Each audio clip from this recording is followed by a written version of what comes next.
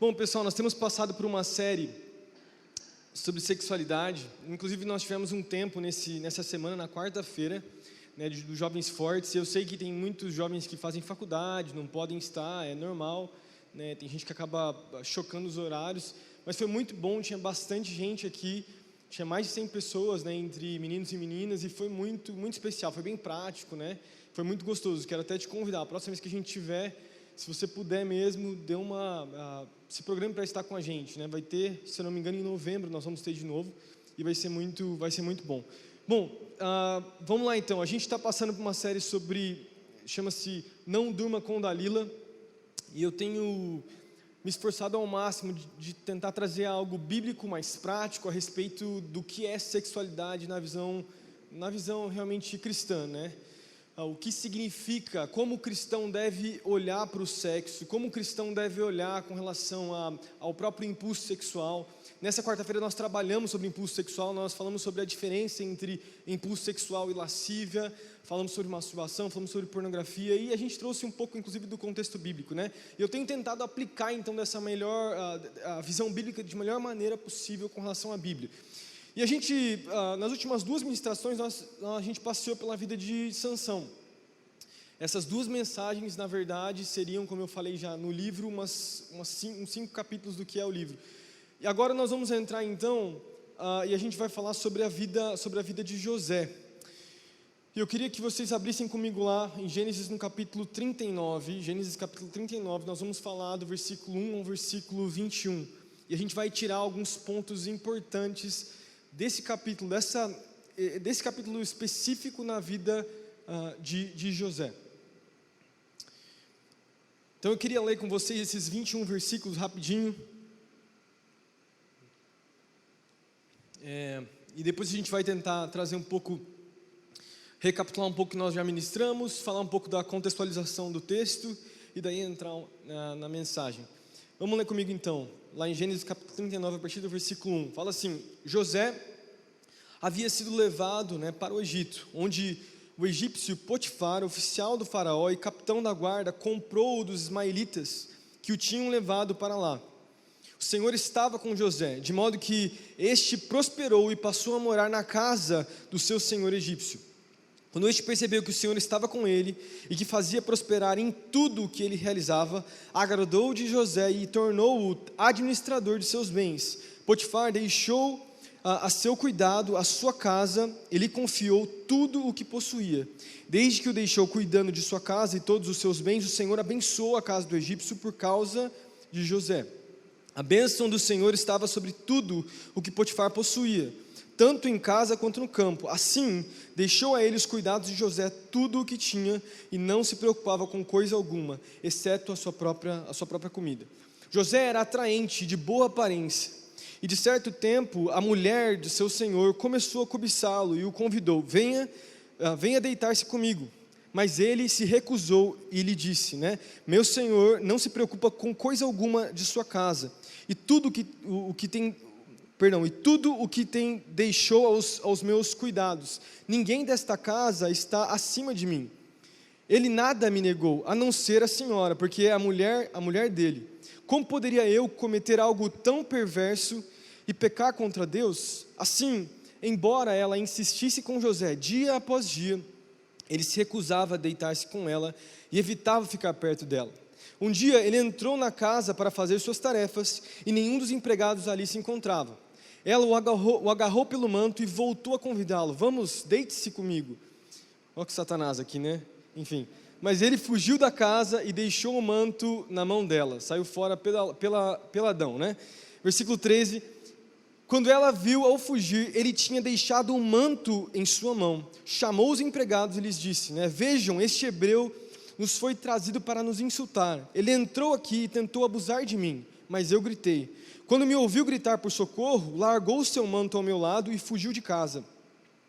Ela conservou o manto consigo até que o senhor de José chegasse a casa. Então, repartiu-lhe a história, dizendo, aquele escravo hebreu que você trouxe aproximou-se de mim para me insultar. Mas quando eu gritei, por socorro, ele largou o seu manto ao meu lado e fugiu. Quando seu senhor ouviu o que a sua mulher lhe disse, foi assim que o seu escravo me tratou. Ficou indignado, mandou então buscar José e lançou-o na prisão em que eram postos os prisioneiros do rei. José então ficou na prisão, versículo 21, último, né? Mas o Senhor estava com ele e o tratou com bondade, concedendo-lhe, né, simpatia do carcereiro. Vamos parar aí. Vamos fazer uma oração antes da gente entrar nessa mensagem. É um texto muito rico com relação às aplicações que José viveu. Tenho certeza que tem muita coisa que a gente vai aprender com a vida desse homem de Deus. Vamos orar. Amém. Deus, obrigado, Jesus, por essa noite. Obrigado pela tua presença. Obrigado, Pai, porque nós conseguimos aprender a respeito do teu caráter, a respeito de quem tu és em todos os textos da Bíblia, Pai. Diversos momentos nos textos bíblicos nós conseguimos ver, Pai, os homens de Deus se posicionando, como é a história aqui de José nesse capítulo, e homens de Deus também falhando, né, como foi na vida de Sansão, de Davi, de outros homens de Deus. A tua palavra é perfeita, mesmo não escondendo as falhas dos homens do passado. E esses erros apontam e trazem princípios para nós hoje, Pai. Nós conseguimos aprender. É o que o livro de Hebreus fala a respeito de olharmos para tudo aquilo que já foi escrito, Pai, e assim aprendermos com o passado. Nós, Pai, que possamos nessa noite, Deus, pegar os princípios bíblicos, aplicar a tua palavra para as nossas vidas, que possa gerar transformação nos nossos corações nessa noite. Essa é a minha oração, Pai, em nome de Jesus. Amém. Amém. Se eu pudesse dar um título para essa mensagem, talvez eu daria um subtítulo, né? Porque a gente está falando sobre não durma com Dalila, seria talvez resistindo o espírito de Dalila. Resistindo o espírito de Dalila. Como eu falei agora, né, inclusive na oração, a Bíblia é muito clara em mostrar tanto os acertos dos homens de Deus quanto os erros. Isso tanto no Antigo Testamento quanto no Novo. Então no Antigo Testamento a gente tem a vida de Sansão que nós lemos, né?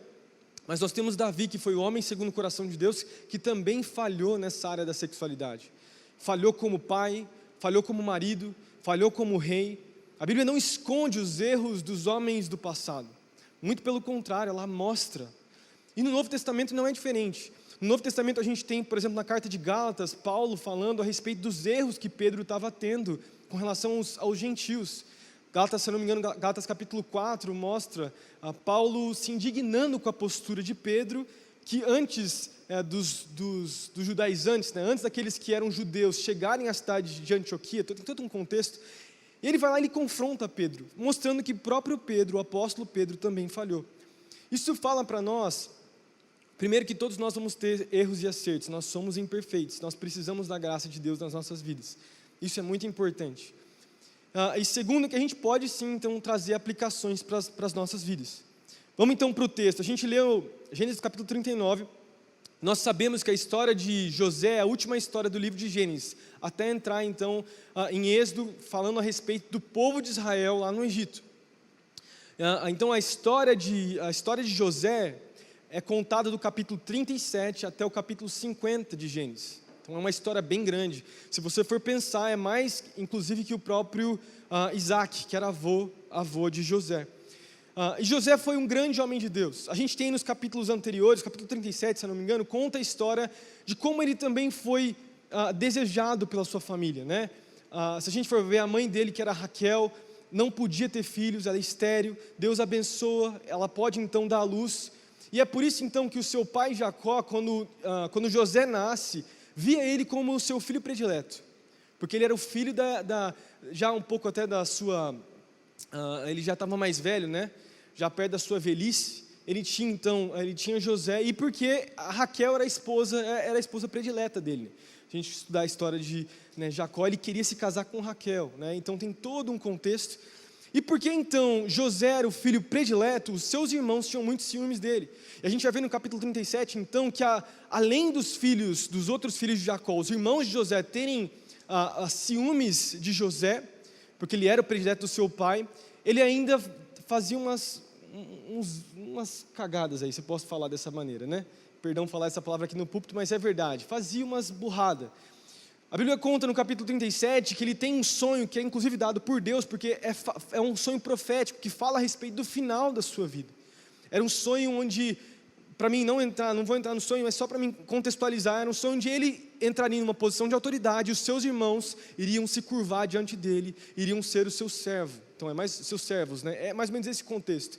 E de tanto então José ser o seu predileto do seu pai, tantas coisas acontecerem, também para encurtar a história, os seus irmãos vendem José para os ismaelitas, os ismaelitas eram os filhos de Ismael, que eram irmãos inclusive de Abraão, próximos até a família ali de Jacó e do próprio José. E esses ismaelitas vendem José também para o Egito.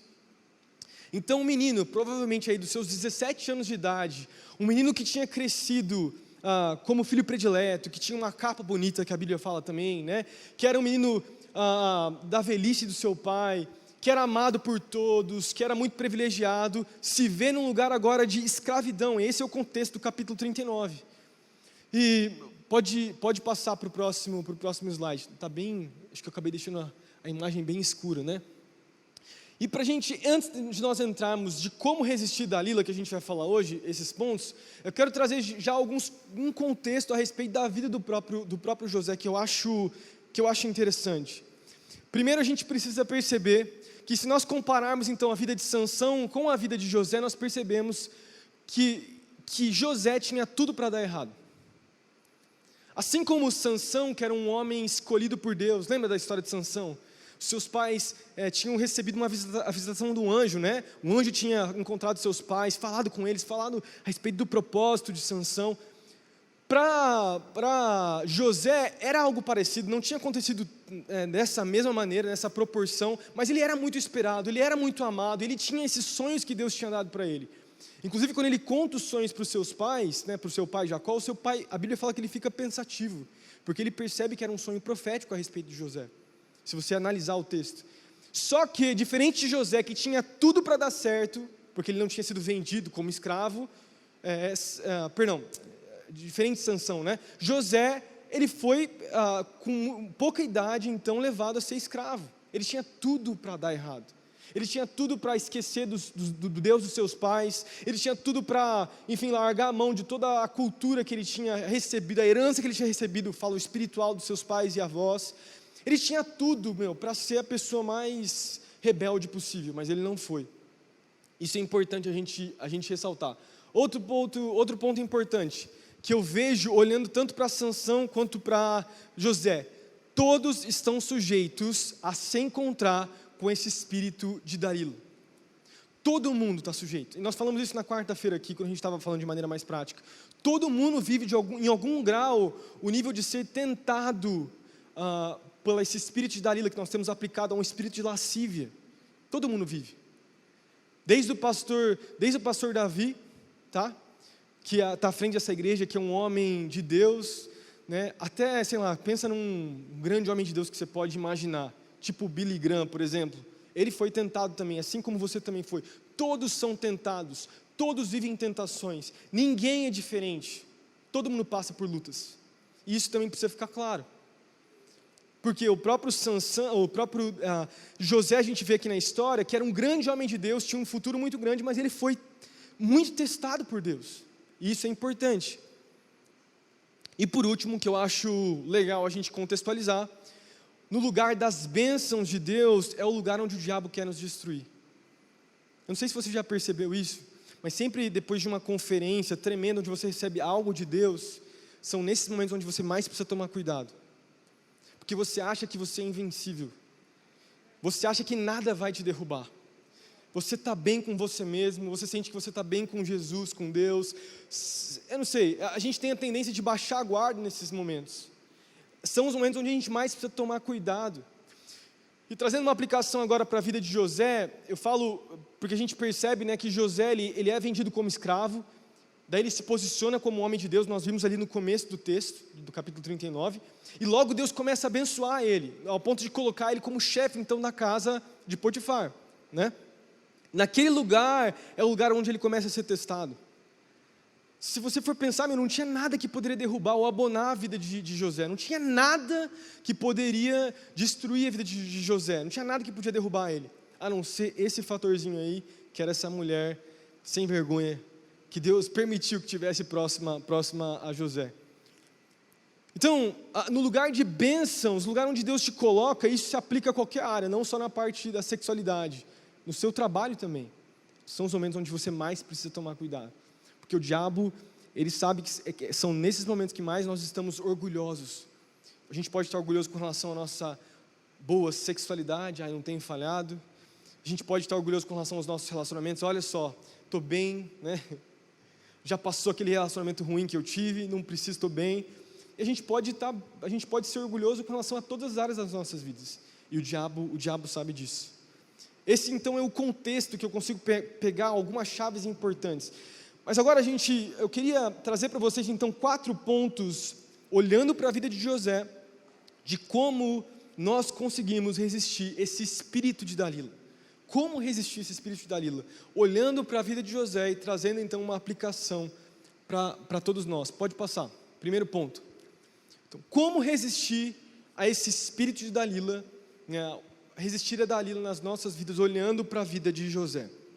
Então, primeiro ponto ali, direcione os seus desejos ao Senhor. Direcione os seus desejos ao Senhor. E daí eu pego para esse primeiro ponto, o versículo 7, do capítulo 39. Versículo 7, né, o finalzinho do versículo 6 fala assim: José era atraente e de boa aparência. Bom, se a Bíblia ressalta isso é porque ele era bonitão mesmo.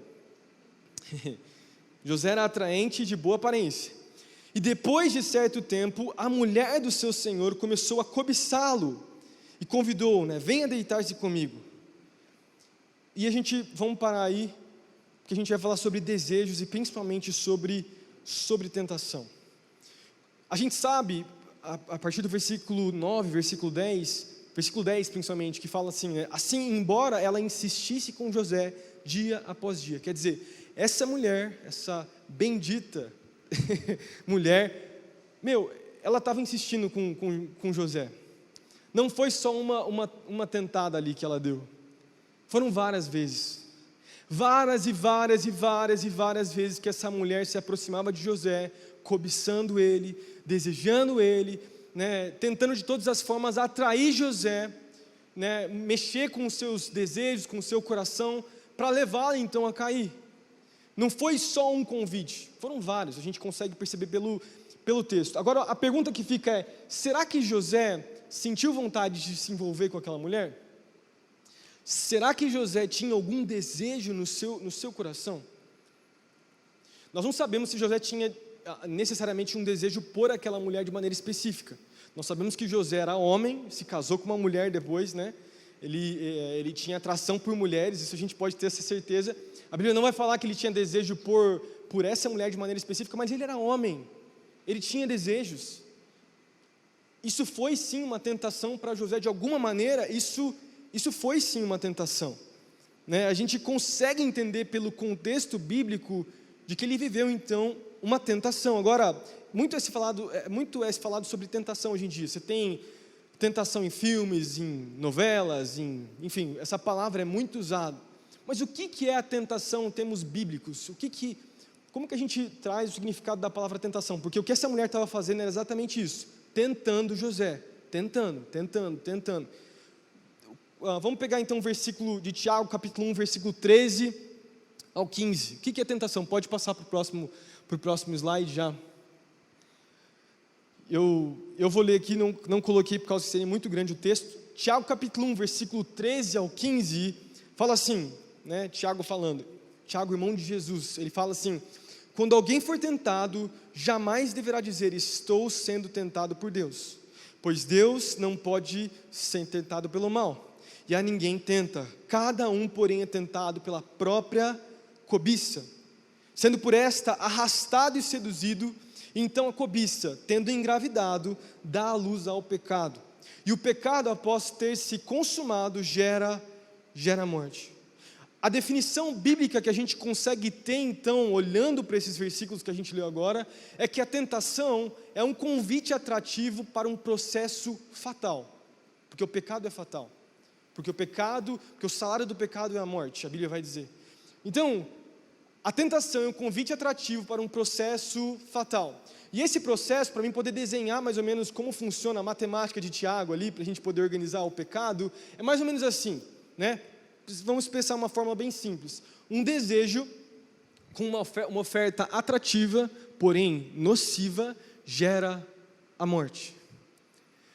Mas o ponto central ali que a gente precisa analisar na tentação é o desejo. Existe um desejo, existe uma vontade. E aqui o que nós conseguimos entender, em outras palavras, né, é que a pessoa que está sendo tentada, ela sente um desejo, e ela acha que esse desejo, acha que essa tentação que está tentando ela, vai satisfazer esse desejo, e trazer então um alívio temporário. Porque depois então, estou falando de pecado, tá? Não estou falando necessariamente de uma tentação, de algo que é bom, sei lá, uma brincadeira qualquer, estou falando de um pecado específico.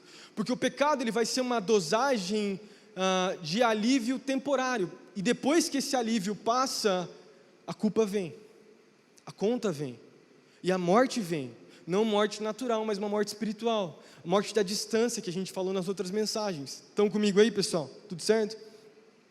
Então, o verdadeiro problema não é em sentirmos desejo ou não sentimos, porque o ponto aqui é o seguinte: ter vida é ter desejos.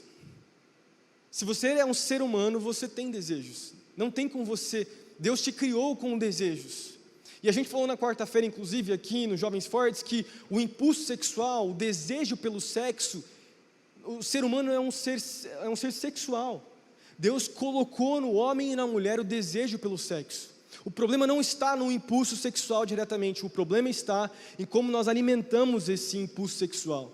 E esse impulso sexual então se transforma num desejo descontrolado, e quando esse desejo descontrolado ele ganha força no nosso coração, ele se transforma em lascívia.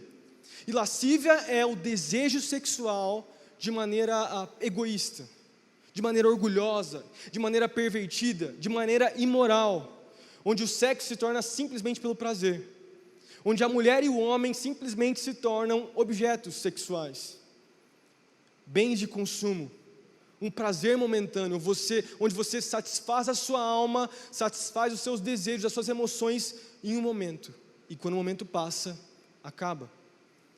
Então o ponto aqui, e o que nós estamos falando é que todo mundo tem desejo, e principalmente desejo pelo sexo, todo mundo tem. O sexo vem de Deus, glória a Deus por isso. E disso vem crianças, e disso vem pouco sono. Amém. Um dia todos vocês vão entender em nome de Jesus. Mas o que a gente precisa entender é que Deus ele estabelece diretrizes de como nós devemos satisfazer os nossos desejos. Deus não somente nos criou com apetites e desejos pelo sexo mesmo, mas Ele também deixou diretrizes de como satisfazer esse desejo sexual que todos nós temos. E daí para isso nós respondemos com Efésios capítulo 5, do versículo 3 ao versículo 5. Eu coloquei ele ali embaixo, para quem estiver anotando, eu vou ler para vocês. Fala assim, Efésios capítulo 5, versículo 3 ao versículo 5, Paulo falando, né? Fala assim: entre vocês não deve haver nem sequer menção de imoralidade sexual, nem de qualquer espécie de impureza, nem cobiça, pois estas coisas não são próprias para os santos. Não haja obscenidade, nem conversas tolas, nem gracejos imorais, que são inconvenientes. Isso é o quê? Conversinha no WhatsApp de Miguel. Essa é a linguagem de Paulo atualizada. Mas ao invés disso, ações de graças, porque vocês podem estar certos disso: nenhum imoral, nem impuro, nem ganancioso, que é idólatra, tem herança no reino de Cristo e de Deus. E o que Paulo está falando, se a gente for fazer uma hermenêutica correta aqui, não é um pecado isolado, tá? Porque se a gente for colocar aqui, então, quem pecar na imoralidade sexual, quem viver o sexo de maneira errada, que não é conforme a diretriz de Deus, está fadado ao inferno. Não é isso que Paulo está falando. Paulo está falando, de acordo com Gálatas capítulo 5 também, olhando, fazendo uma hermenêutica de todos os versículos que ele fala sobre sexualidade, que a prática intencional de um pecado específico, vivido, né, e desejado e praticado, leva então para o inferno. É isso que ele está falando. Ele não está falando que se você pecar, você já está fadado ao inferno. Ele está falando de uma prática, de uma vida Beleza? Então, a gente consegue entender com isso? O intuito de Deus não é, como sugere Satanás muitas vezes, de nos atormentar e de nos impedir de aproveitar as coisas da vida.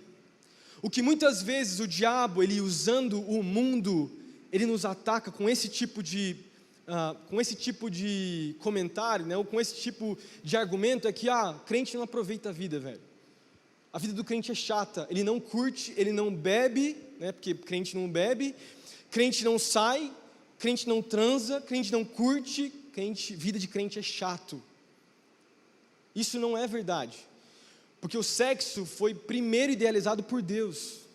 Deus desejou o sexo, foi Deus que criou o sexo e foi Deus que te criou com o desejo do sexo, mas é um desejo direcionado para um momento certo, dentro de uma diretriz correta, porque Deus sabia que o sexo vivido fora do seu padrão geraria morte no seu coração. E é isso, você sabe muito bem do que eu estou falando, você pode se lembrar de muitos amigos teus que viveram de maneira inconsequente o sexo, relacionamentos, e hoje muitas pessoas estão com as suas vidas destruídas. Talvez essa pessoa é você hoje aqui. Você acabou vivendo sexo de maneira inconsequente, você tomou decisões erradas na sua vida, isso trouxe muitas marcas para o seu coração, marcas que Deus nunca desejou para você, porque não estavam de acordo com o que Deus planejou, porque Deus planejou para você sim o sexo, mas Deus planejou o sexo para você viver com a sua esposa, com o seu esposo, no momento certo, da maneira certa, onde o sexo, ele é mais uma, como eu falei nas outras mensagens, é mais uma das áreas onde você expõe a sua nudez, porque sexo é exatamente isso, você expõe a nudez a sua intimidade, você se expõe para a mulher e a mulher para o homem. Só que se você expor somente em um âmbito natural para a pessoa com quem você está se relacionando e não expor as outras áreas, é um sexo inseguro. Porque numa aliança com Deus, onde você vive o sexo, que é uma intimidade, uma nudez, mas você tem as outras nudezes, o que eu quero dizer com isso? Falo eu e a minha esposa aqui, a minha esposa me conhece, eu me desnudo para ela com relação às minhas emoções, com relação às minhas lutas, com relação a quem eu sou, com relação à minha identidade. Todas as áreas da minha vida estão desnudadas para Raquel, não só a parte sexual. Por isso que o sexo é mais um dos pontos onde existe nudez na minha vida com a Raquel, que faz parte de um pacote inteiro, e foi isso que Deus planejou.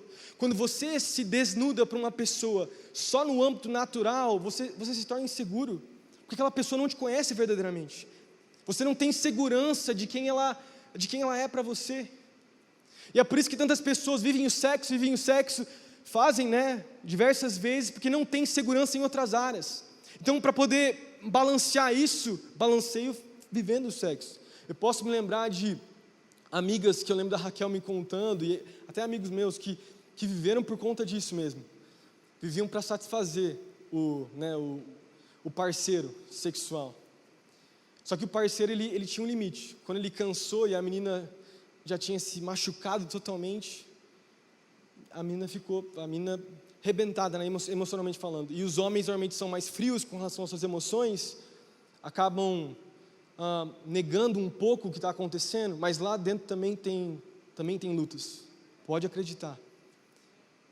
Então o que eu quero dizer com isso tudo é que as pessoas podem virar para você e falar: olha só, tua vida é chata, velho, mas lá dentro não existe felicidade de verdade.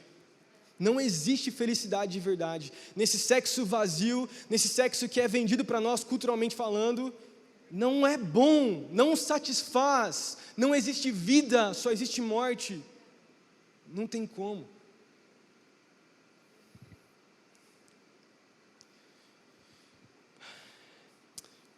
E eu queria então, para mim finalizar esse último ponto, é trazer verdades sobre a tentação.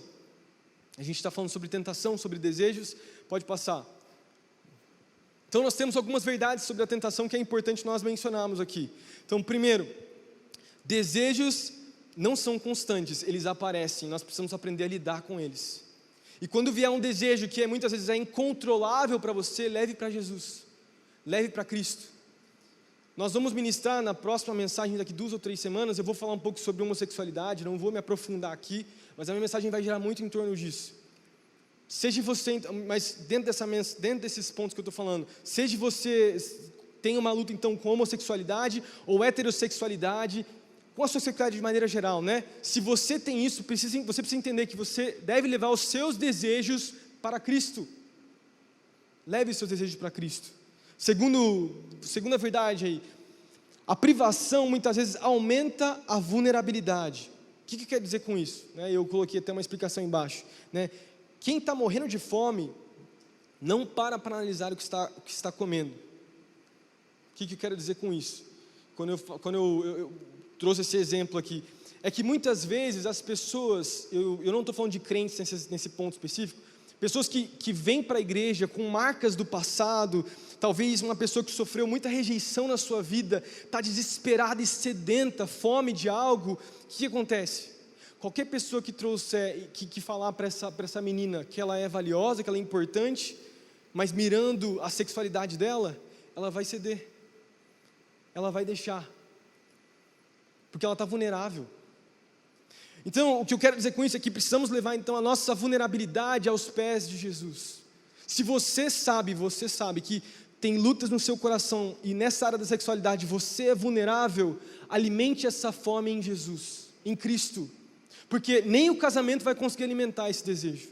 Muitos homens vêm doentes com relação ao sexo para dentro do casamento e o casamento não resolve esse problema, porque viram tanta porcaria, viram tanta pornografia, viram tanto lixo, que quando vão para o sexo dentro do casamento e não acontece conforme os vídeos pornôs, e ele se depara com o sexo dentro do casamento, que é um sexo que não é egoísta, que tem a ver com algo sacrificial, que você se doa pela pessoa e a pessoa se doa para você, isso não satisfaz, porque ela está vulnerável, e primeiro ela tem que se encher de Cristo e ser curada.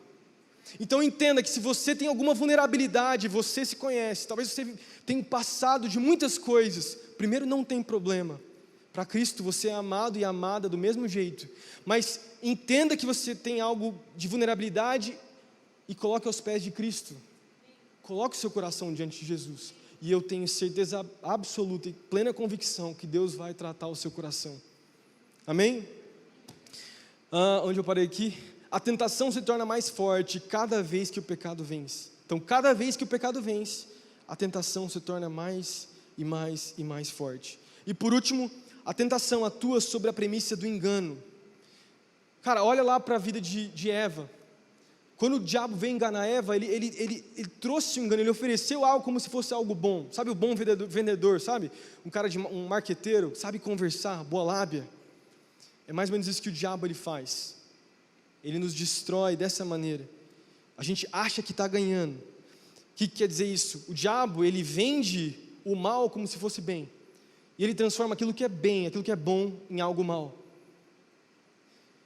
O diabo transforma aquilo que é temporário, né? E ele faz aquilo que é temporário parecer que é algo mais durável, mas não é. Porque essa vida de sexo inconsequente não é durável. Ela cansa e ela não é duradoura. Então, quando nós vivemos o sexo de maneira inconsequente, nós achamos que estamos ganhando, quando na verdade nós estamos perdendo todos os dias. Mas daí, para mim poder finalizar esse ponto, por que Deus permite a tentação?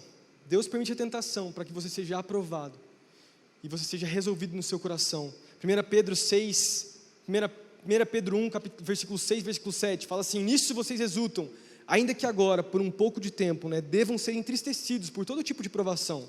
Assim acontece para que fique comprovado que a fé que vocês têm é muito valiosa. É tão valiosa quanto o ouro que perece, né? Mesmo que refinado pelo fogo, é genuína e resultará no louvor, glória e honra quando Jesus Cristo for revelado. Amém. Vamos para o segundo ponto. Eu vou me demorar só nesse primeiro ponto e no segundo. O ponto 3 e 4 é bem curto, tá, pessoal? Eu não vou me demorar nessa mensagem. Meu segundo ponto: ame o Senhor mais do que Dalila, mais do que o espírito de Dalila. Ame o Senhor mais do que o espírito de Dalila. Eu queria ler o versículo 9 com vocês. O versículo 9 fala assim, vamos voltar para a vida de José, né?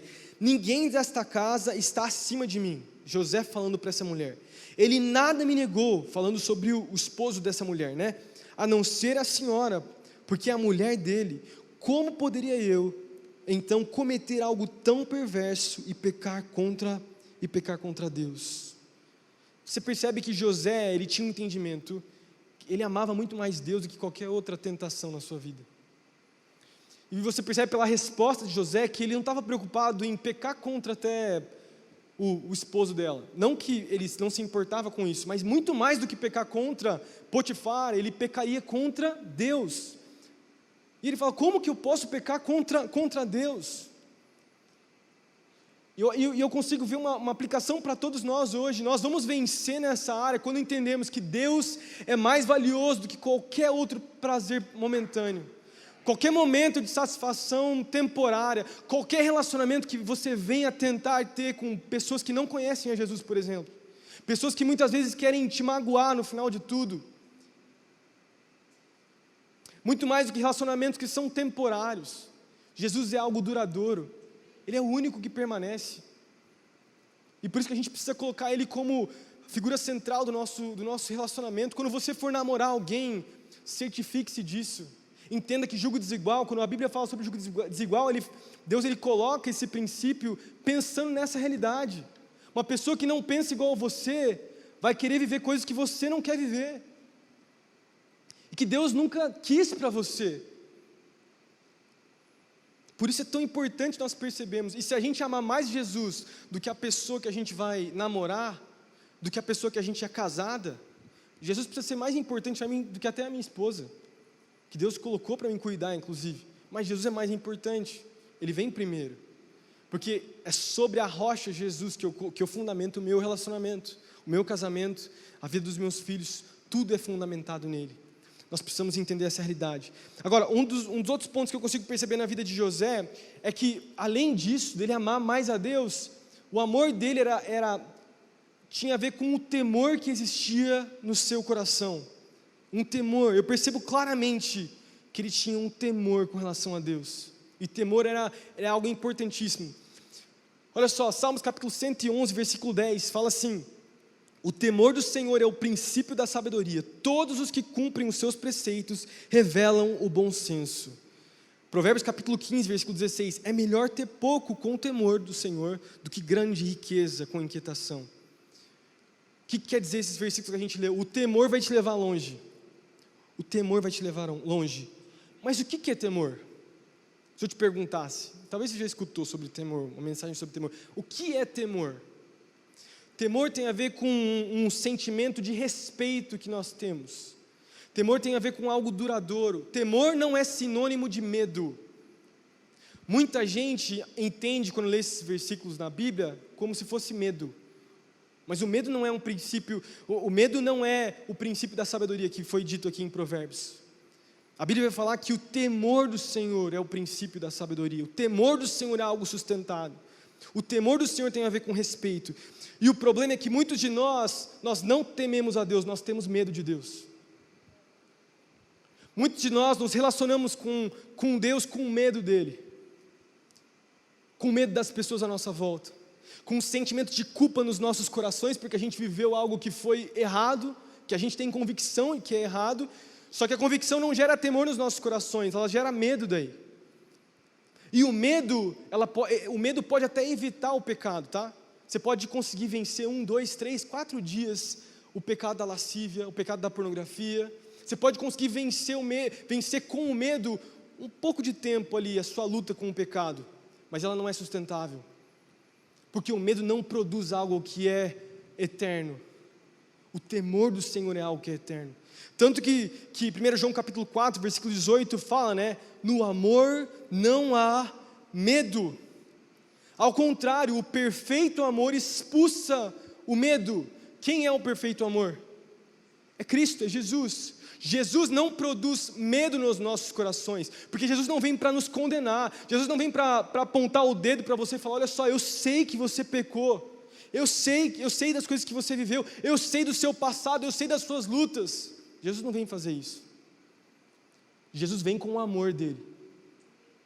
Eu estava ministrando a respeito de soteriologia essa semana, e eu estava falando sobre a soberania de Deus está debaixo do princípio do amor. O amor é a sua essência.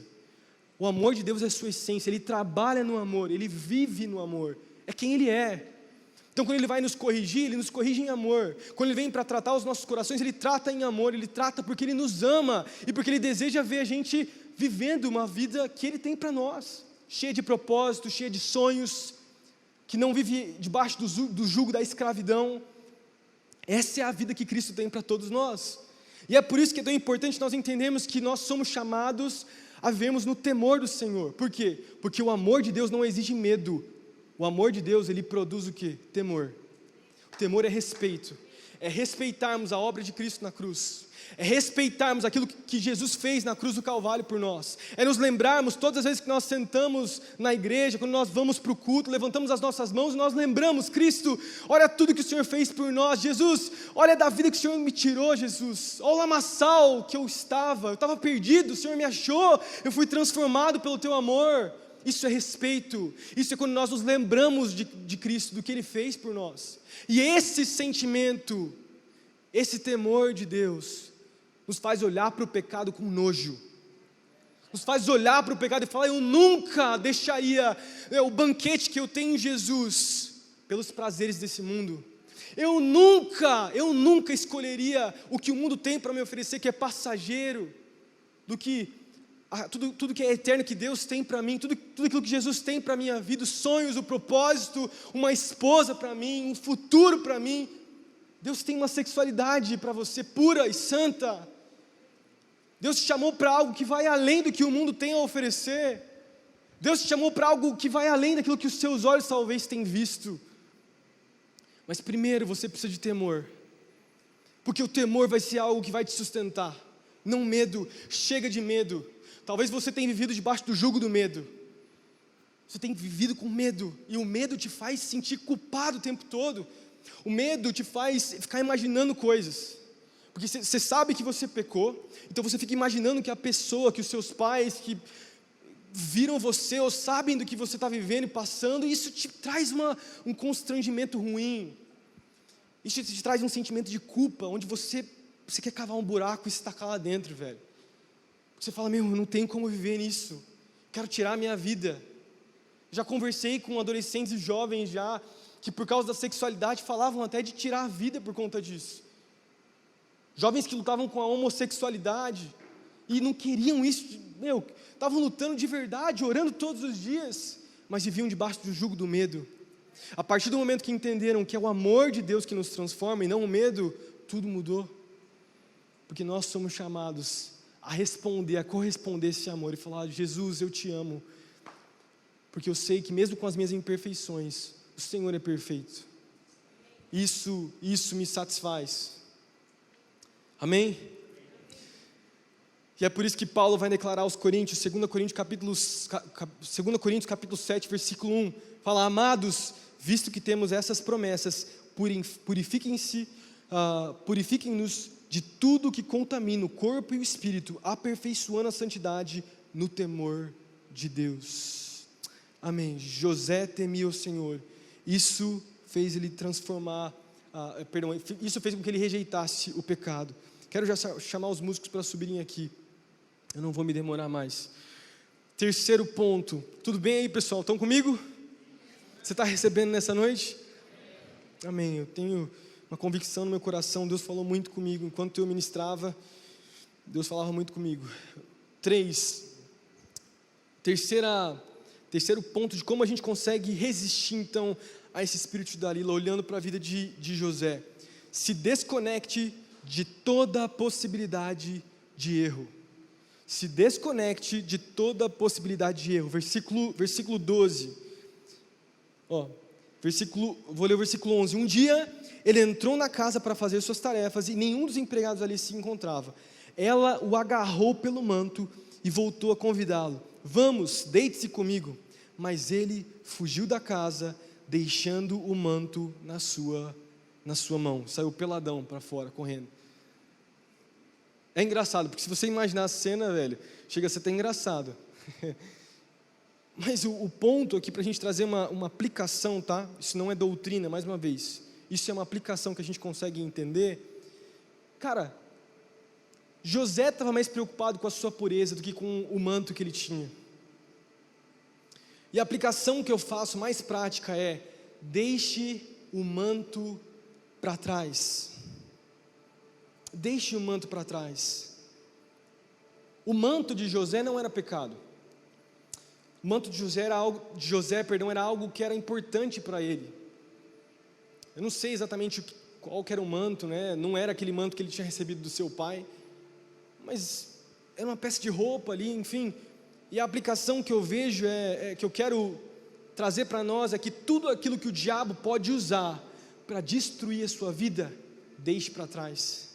Se é a TV, se é a internet, se é o Instagram, se é, sei lá, como eu falei na última mensagem, o TikTok, o que tem te derrubado? Qual tem sido o manto?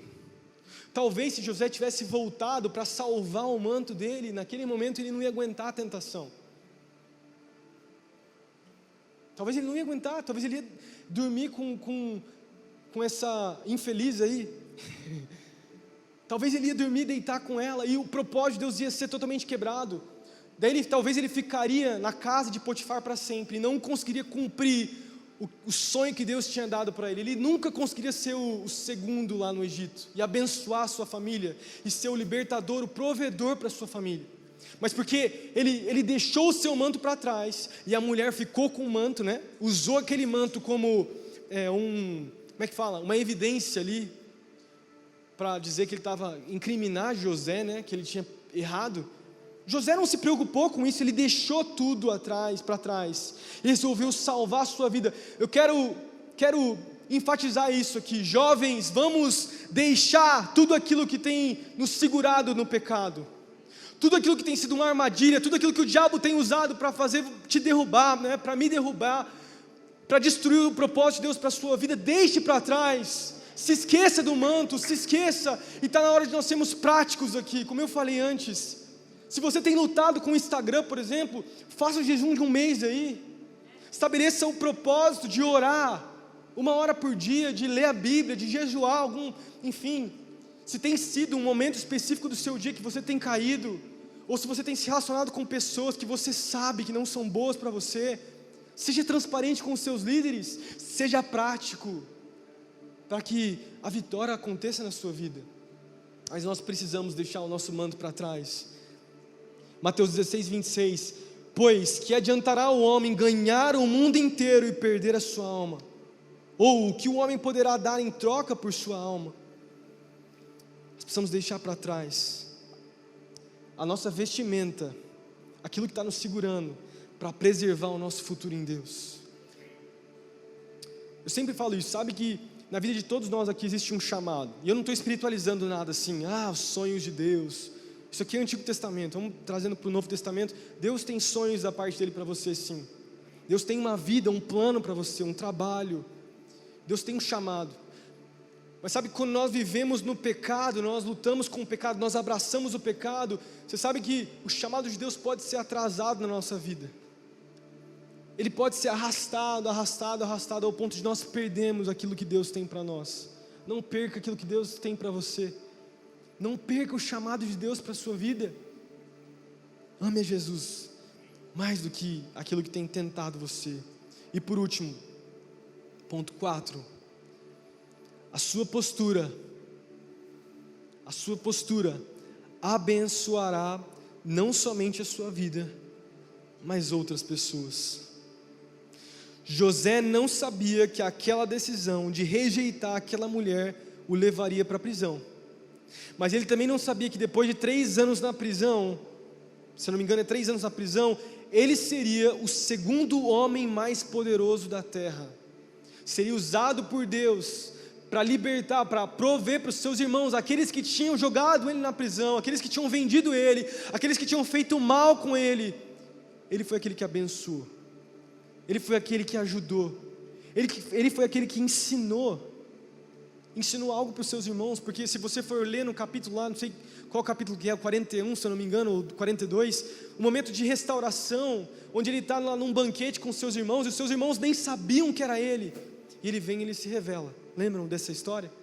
E é algo assim, qualquer um que lê, acho que dá aquela vontade até de chorar, porque você percebe a cura, tudo que ele tinha passado na sua vida, todos os anos que ele tinha sido, enfim, maltratado, tanto para os seus irmãos quanto na prisão, o que ele tinha vivido, mas ele tinha sido fiel. Ele tinha sido fiel ao que Deus tinha para ele. E talvez quando ele assumiu o trono, ele lembrou daquele sonho. Quando ele viu os seus irmãos lá na sua mesa comendo, ele lembrou: Deus me prometeu isso. Qual tem sido os sonhos que Deus tem dado para você? O que Deus tem falado com você nesses dias? Tenho certeza que Deus tem falado com você que Ele tem uma pessoa especial para você, um homem de Deus na sua vida que vai te amar por quem você é, vai te valorizar por quem você é de verdade. Tenho certeza que Deus tem uma mulher de Deus para a sua vida também, que vai te ajudar, que vai ser a sua auxiliadora, que vocês vão viver juntos e tantas coisas vão acontecer. Mas para que isso aconteça, existem testes de Deus. Deus permite, como a gente viu lá em 1 Pedro. E depois disso, a nossa postura vai ser para abençoar outras pessoas. Amém? E para mim poder fazer uma aplicação a respeito de Jesus, que eu sempre faço e sempre vou fazer, para a gente tentar aplicar o Evangelho aqui para todos nós. José é uma figura de Jesus. José passou nos testes, mas ele ainda assim pecou. Ele não pecou na área da sexualidade, ele foi fiel, mas ele pecou. Ele era homem. A Bíblia não mostra os pecados dele, mas ele era homem, ele continuou pecando. Mas houve um verdadeiro José. Eu sempre faço isso, né? Assim como Sansão, houve um verdadeiro José chamado Jesus Cristo, que morreu e passou por todos os testes, que passou pelo teste do deserto, onde ele estava faminto, passou pelos testes de tentações humanas que ele passou lá, e passou pelo teste da cruz, e ele foi fiel no teste da cruz. E porque ele foi fiel no teste da cruz, eu e você podemos ter vida, uma vida abundante, uma vida onde nós podemos vencer os nossos testes, os testes que a gente vai enfrentar.